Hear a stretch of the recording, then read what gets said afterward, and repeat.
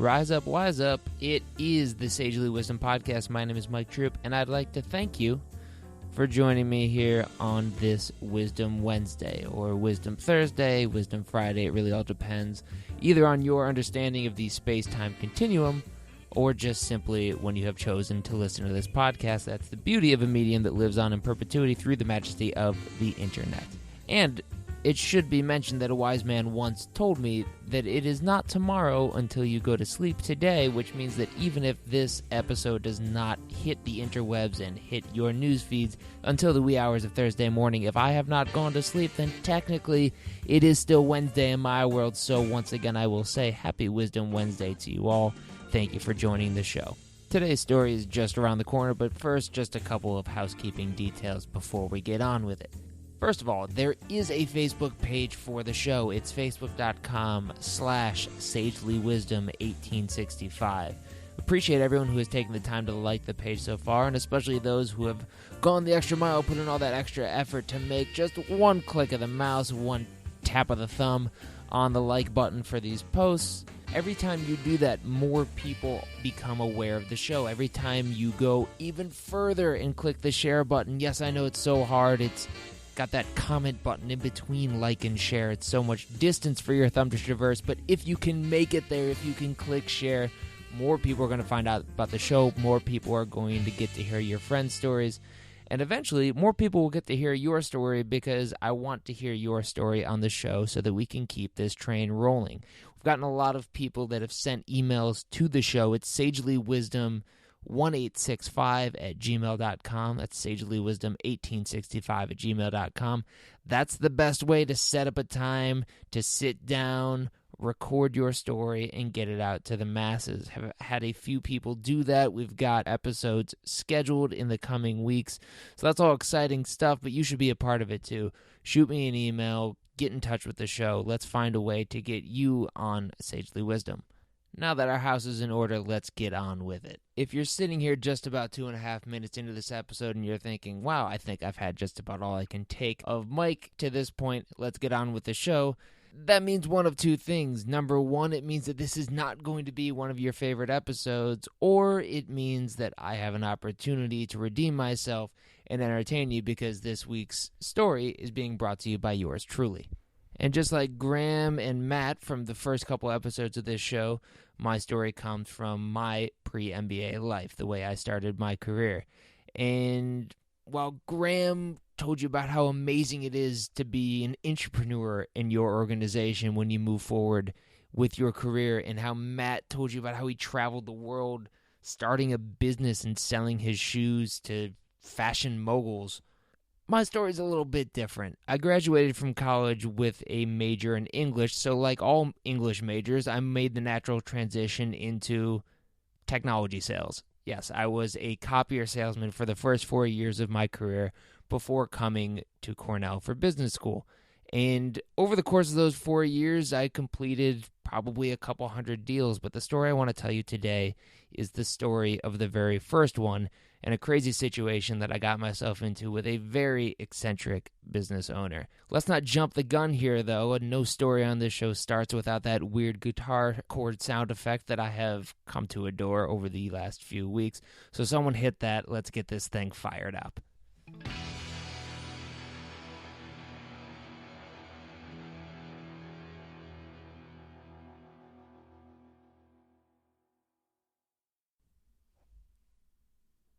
So I'm sitting there in Falls Church, Virginia, in the front seat of my relatively new Hyundai Elantra that I needed to make some commission checks in order to afford. And I'm about to walk into my first meeting that I got lucky, came in on a lead. It was an IT director at a staffing agency, said they needed a new copier, heard the Xerox name, who hasn't, wanted me to come on in and try and sell them something. I'm sitting there and I'm just thinking to myself, all right, whatever you do when you walk in, don't have the shaky voice. Don't have the shaky voice that shows you're nervous. Don't let this guy know that even though you've only had 5 weeks of sales training and pretty much anything else that you understand about sales comes from watching Boiler Room and maybe just a couple YouTube clips of Alec Baldwin and Glenn Ross, you can do this. Just Don't show the nerves. Don't show the youth.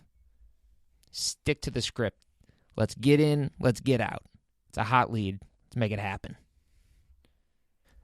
Now, I had seen a few episodes of The Office, and I certainly remember the famous scene where Jim Halpert and Dwight Schrute are about to walk into a meeting, and Dwight needs a few moments alone in his car to rock out and get psyched up. I did not quite have my sales playlist put together, something that they don't teach you to do until week 6 of training. But Kiss from a Rose by Seal was playing on the radio, so I said, this'll do for now. So I hummed along, let out a couple ba-ya-da-da-da-da-da-da-da-das, and then walked my way into the building, ready to meet with this IT director. Get inside the office. The IT director is out, but someone from the marketing department is going to sit down and talk to me. She seems nice. I'm not quite sure if this is anything resembling a decision maker, but hey, this is one of my first meetings and an opportunity to close a deal off of a lead. I'm going to take it. So she walks me back into the office, and we go into a side room, which the best approximation I can make for you is it looked like a computer lab from an elementary school. Old computers in a small 15-foot by 10-foot room where the desks were super low, and there was one adult-sized chair for the marketing lead to sit in, but all that I had was just a little kiddie stool to sit on. I'm thinking to myself, is this some sort of like power play tactic? You put the sales guy on he was 6'3". Let's put him down on a small stool where his knees are basically in his face. Throw him off his game a little bit. He already looks a little nervous. I'm trying to figure out the mind games going on here. In reality, it's probably the only chair they had. C'est la vie. Your brain just does some weird things when you're nervous, but I was ready to progress nonetheless. So I started launching into my series of questions. Well, do you currently have copiers in the office? Who is your current service provider? Are you guys interested in color? What kind of speeds do you need?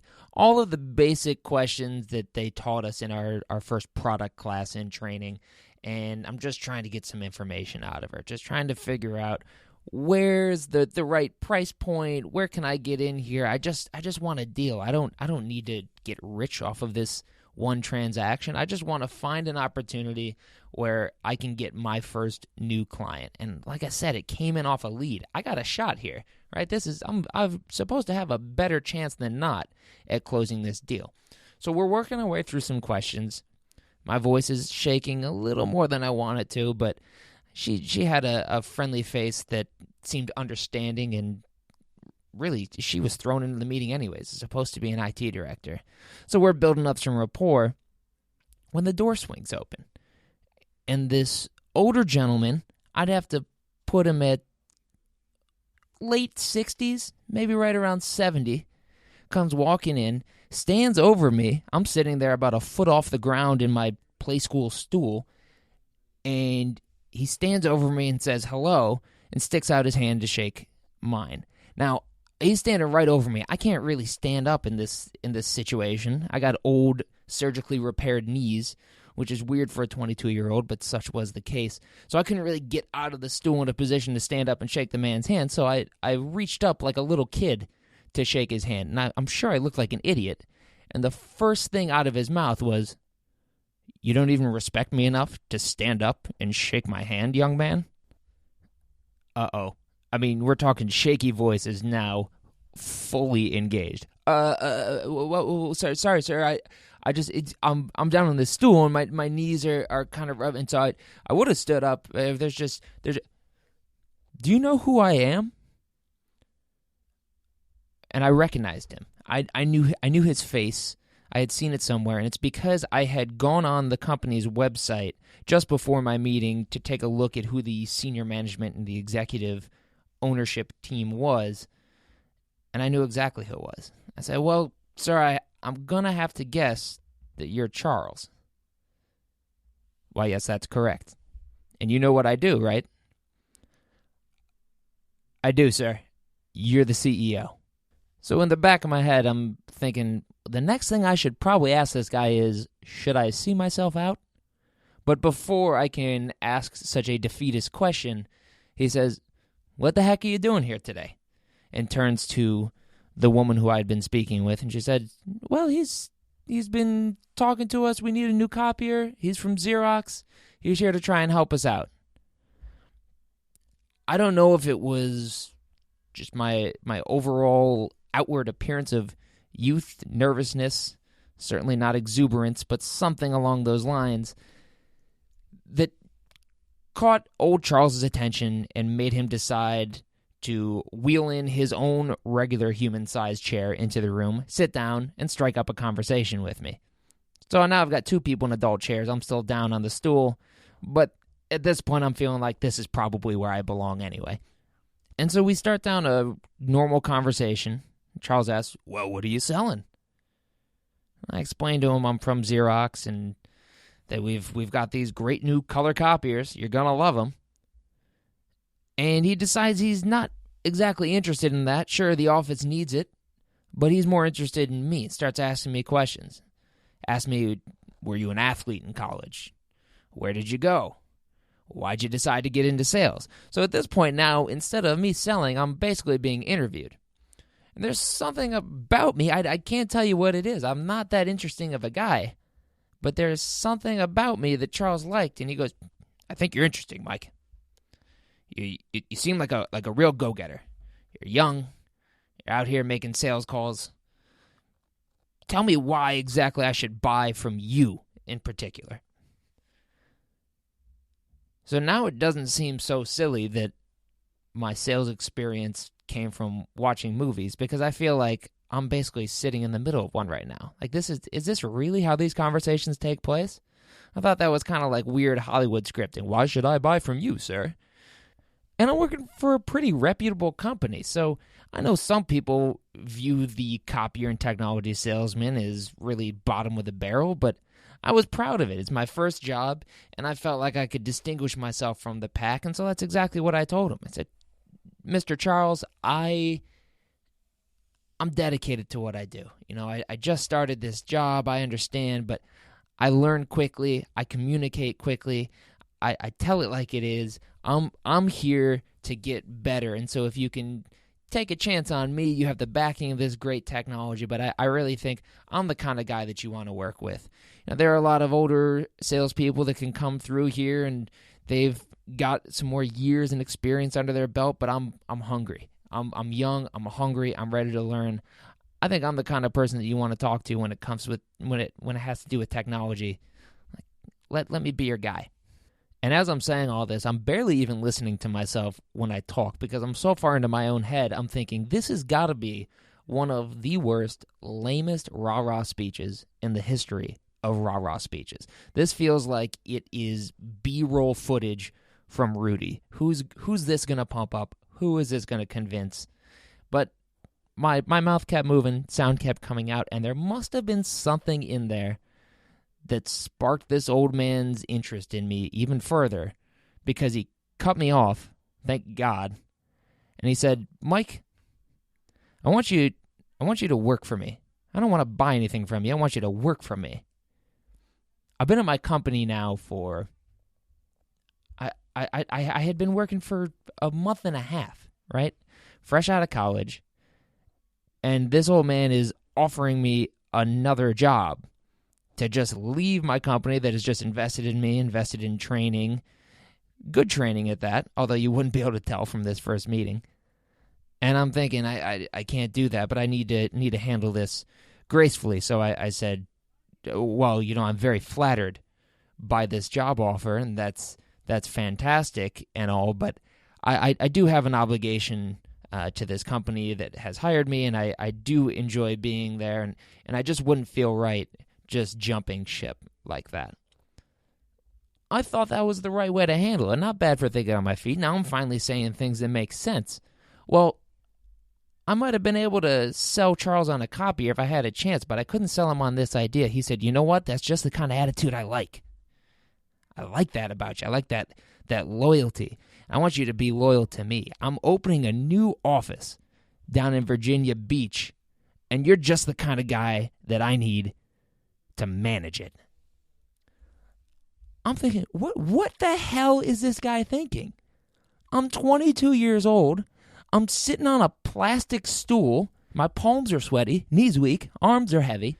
And yet you somehow, in this short conversation, have determined that you know enough about me and your own business and your needs that you want this 22-year-old to be a manager of a new branch for your staffing company, which I don't even fully understand at that point what the staffing business is all about. I didn't really understand temp work. I was an English major. I didn't really get all that exposure to the business world yet. That's why I was in sales in the first place, to get that exposure.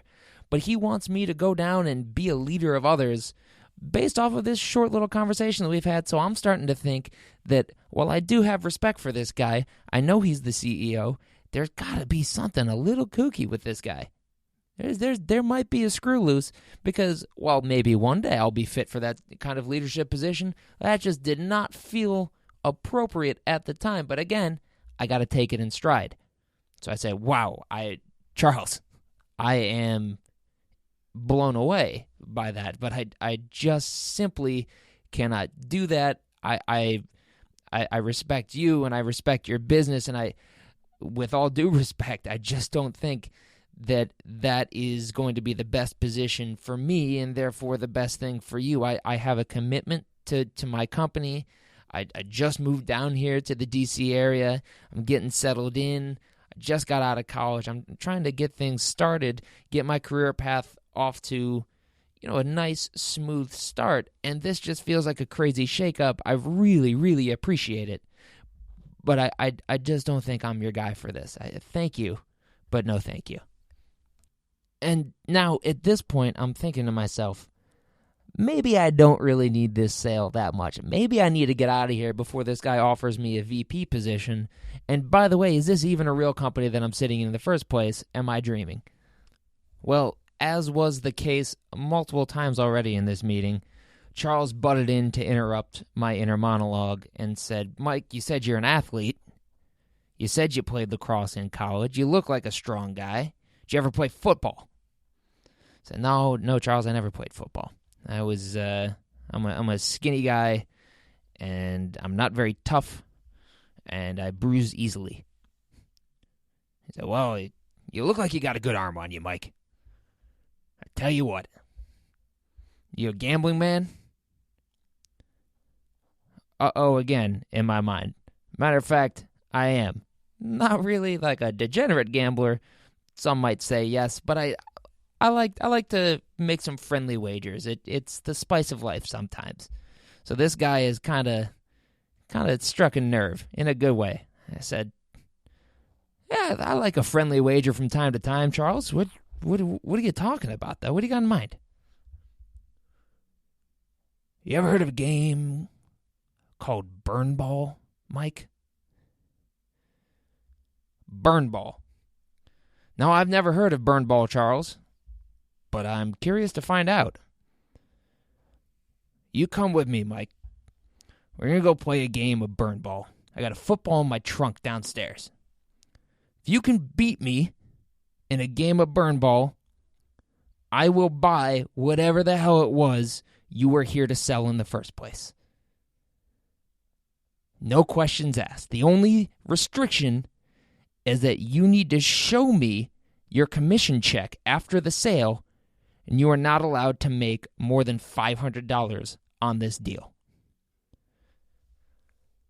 If you lose, you owe me $20. I'm going to let that one linger for a second because that had to be one of the weirdest propositions still to this point that I have ever heard in my life. And here I was hearing it on one of my first meetings as a salesperson, trying to make a deal, trying to close. And I hadn't closed anything yet. No one from my training class had. We were fresh out of training. But I thought, this is weird. This man is 70. I do have a good arm. I have no idea what the hell Burnball is, but I'm ready to play. Let's do it. So I said, Charles, I don't know what you're getting me into, but the answer is yes. You got a deal. You're on. Let's play. So just like that, our meeting had kind of concluded and was ready to move on to a next phase. We get up. We walk down the hallway to the elevator, take what is a pretty uncomfortable elevator ride because I'm sitting here thinking, is this a contact sport? What the hell is Burnball? What are we about to do? But we get down to the parking lot and we walk over to his SUV. Charles pops open the trunk, and under what was some weird stuff for a guy of his age to have there, a lot of boogie boards. There was a surfboard strapped to the top of the car. Underneath all of that junk, he pulls out a football. Regular size, regulation, if you will, fully inflated, ready to play. And he says, "Follow me." I don't know what the hell I got myself into at this point, but we end up out behind the office building in the back parking lot, in between a couple of dumpsters. I can't make this up. And he tells me that I'm going to want to take off my jacket, and I'm probably also going to want to take off my cell phone, which I had clipped to my belt because I was cool like that. Look, the company gave them to us like that, said that we have to wear them on our belt. I'm not claiming to be Joe Cool here. They just said that's the way you got to do it, okay? So I had the phone clipped to my belt. Take it off, take off my watch, wallet's out of the pocket, loosen the tie up a little bit, roll up the sleeves, and we start having a catch. So I'm standing out here thinking to myself, I was just sitting in my car a half hour ago trying to get fired up for this first meeting. I'm just trying to sell a copier, man. That's all I want to do. And now I'm out playing catch with a 70-year-old CEO throwing the pigskin around. And I don't know if it's I'm gambling, I guess, at this point. But there I was. So we're throwing the ball back and forth, keeping the spiral nice and tight, and Charles actually, to my surprise, has a pretty decent arm. And so as we're tossing, we start having a conversation. I say, "Charles, what is Burnball? How does this game work?" And he proceeds to explain it to me. "Mike, Burnball is a game where we're going to stand about 10 to 15 yards apart from each other, and we're going to take turns. It's a gentleman's game. We're going to take turns throwing the football as hard as we possibly can at each other. If you catch it, you're safe. If you drop it, that's an out. If you get to 3 outs, you lose. The game is over. The other gentleman has won. And like I said, this is a gentleman's game. So it has to be a catchable pass. No throwing the ball at people's knees. No throwing it way up too high where I can't reach it. You got to hit me in the hands. Throw it towards my chest. I will do the same. And that's how the game is played. It's a gentleman's game. I mean, I'm thinking to myself, I don't know what kind of gentleman Charles has spent his time with. This does not sound like a gentleman's game. This sounds savage and ridiculous. I'm in. Let's do it. I've come this far. I have certainly passed the point of no return. So let's play a game. Now, right before we start, and I'm psyching myself up to start throwing a football as hard as I can at a 70-year-old man, thinking, what on earth am I doing? They didn't talk about this in any of my Russian literature classes. We didn't talk about this in sociology. I wasn't prepared for this kind of nonsense in the real world. Is this the real world? Is this how things work? Once again, inner monologue is interrupted by Charles's gravelly voice because there's a scraggly-looking gentleman that comes walking past the two of us, just kind of cruising along. He was minding his own business, but his shirt was a little grungy. His jeans had a hole in them. He was just kind of walking a little slow, cruising along. And Charles, who was not really one, as I was learning, for social niceties or the kind to understand the basic constructs of human interaction, looks at this guy who's walking by and goes, Hey you, are you homeless? I'm like, whoa, man. Charles, back it off, dude. But the guy replied, "Oh, well, yes, I am. How did you know?" "You look homeless." I'm like, man, this guy is disrespectful. I have no idea what's going on here. I just want to shrink into the ground. I can see my car over in the side parking lot. Like, maybe I just make a run for it. I'll pick up my wallet. I'll grab my jacket. I'll leave the stupid phone belt clip on the ground where it is. Tell the company I lost it and it's never coming back. And I get out of here. That's fine. This is getting way too weird for me, as if it wasn't already. But Charles apparently has a soft spot, or a weird spot, who knows. He says to the homeless gentleman, "I'll give you a chance to make $20 right here. You can go buy some breakfast at that McDonald's around the corner. You hungry?" And the guy was. So he agreed. And I'm like, oh, this guy Charles loves employing people. What is coming up next here? What is he about to do? And he tells the homeless guy the rules of the game Burnball and says, "It's a gentleman's game, but we could use a referee. So you're going to stand here in between us and watch and make sure to judge if a ball is catchable, because I trust Mike. He seems like a nice guy, and I think he trusts me." He's kind of wrong about that. "But we still need you to determine if a ball was catchable. Do you understand that? Can you do that for us? I'll go into McDonald's with you right after. $20, whatever you want. We'll have some breakfast together." I'm like, all right, man. The guy nodded. I hadn't made the mad dash for my car. I think I was just frozen in place, kind of in shock from what's going on in front of me here. And so there we are. That's the scene. 22-year-old me, sleeves rolled up, in a relatively new suit. 70-year-old CEO Charles standing on the other side, about 15 yards down the parking lot.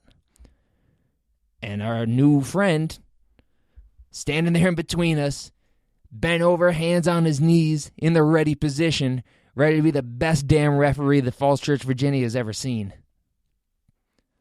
One of these days, I'm going to have an artist just reconstruct a painting of that for me and hang it up, because that I imagine it was something to behold. But this was not a time for reflection. It was a time for Burnball. And I had the ball in my hand. Charles, being the gentleman that he is, said that youth can go ahead and start the game. Go ahead, Mike. Give me your best shot. A question that had been in the back of my head the entire time we were getting set up to play this game is, how hard is appropriate to throw this football at a 70-year-old man? Because I do really, really want to close a deal, but I also really, really don't want to kill this guy. And I'm not saying I'm Joe Montana, but I got an okay arm. I used to pitch when I played baseball. I mean, I'm somewhat athletic, more so than the average bear. So I rear back. I give it a toss at maybe 2/3, 3/4 speed.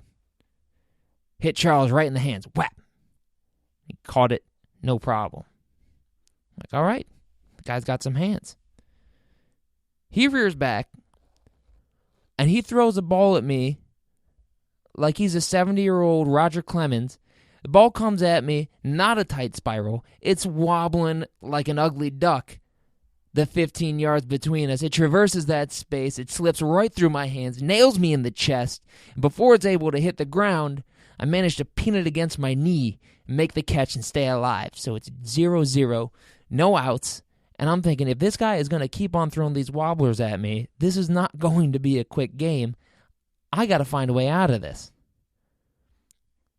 All it took was one football hitting me in the chest for me to decide, I don't care if he's 90. I'm throwing a heater. I'm rearing back, going 100%.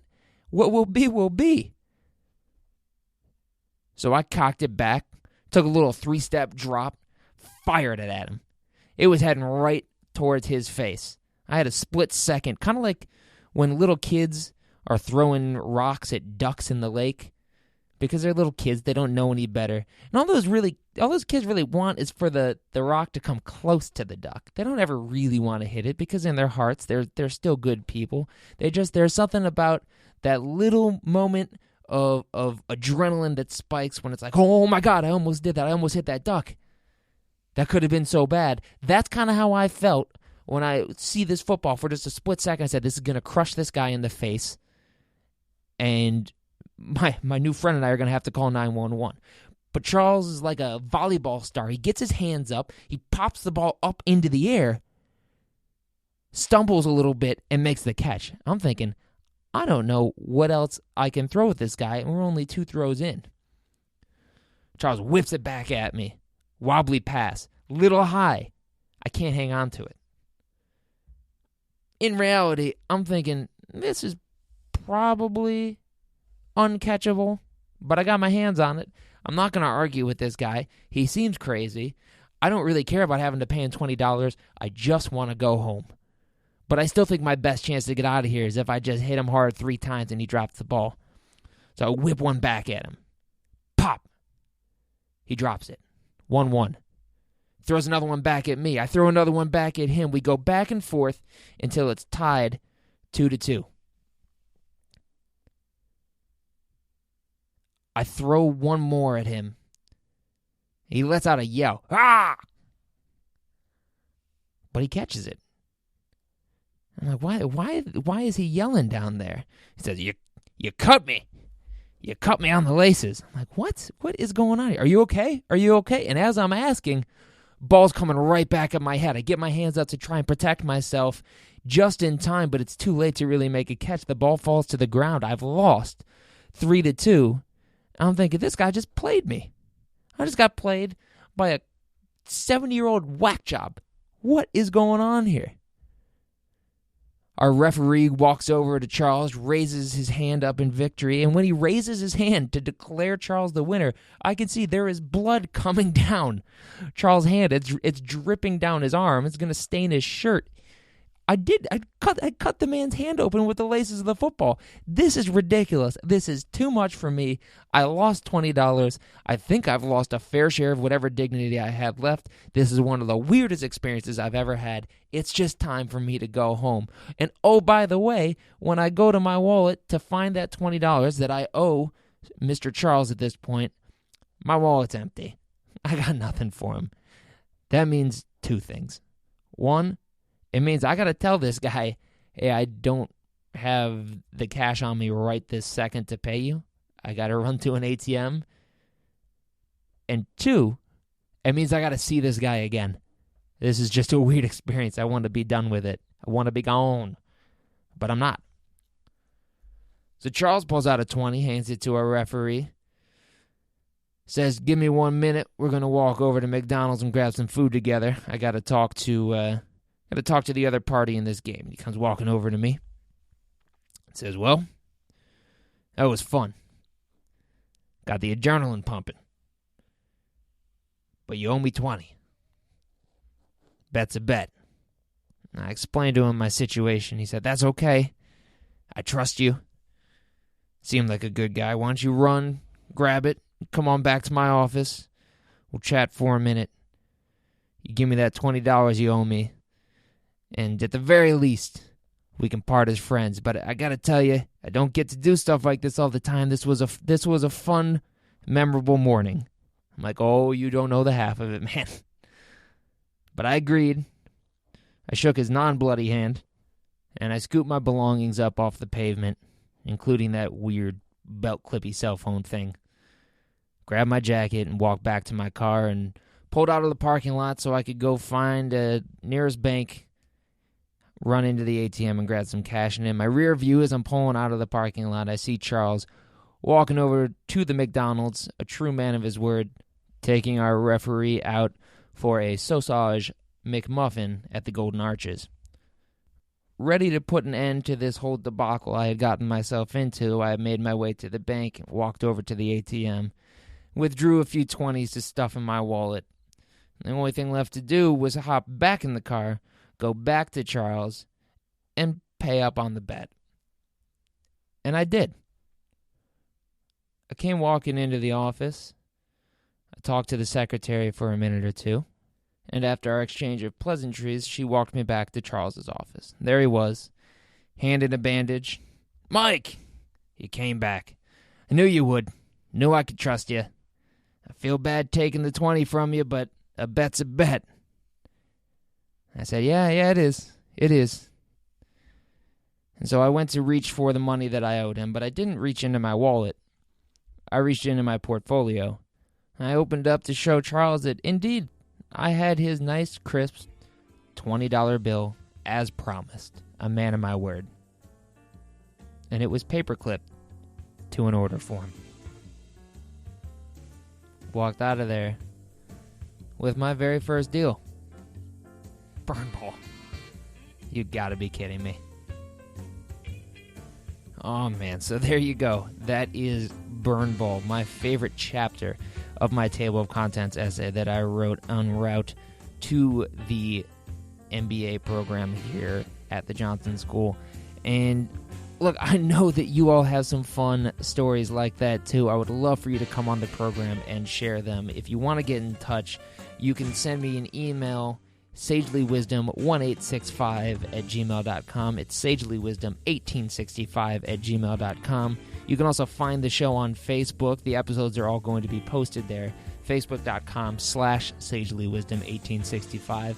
And when they're up there and while you're visiting, give us a like, a comment, a share. It helps the show grow. It's a great way to get in touch, talk about the show, bring your own stories to life. It's a lot of fun. And look, your stories are what make this community, and they're what make the show fun.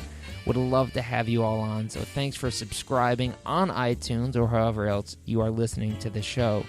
That's enough for One Wisdom Wednesday. I am Mike Troup, and hopefully we are all now just a little bit the wiser. Have a good one.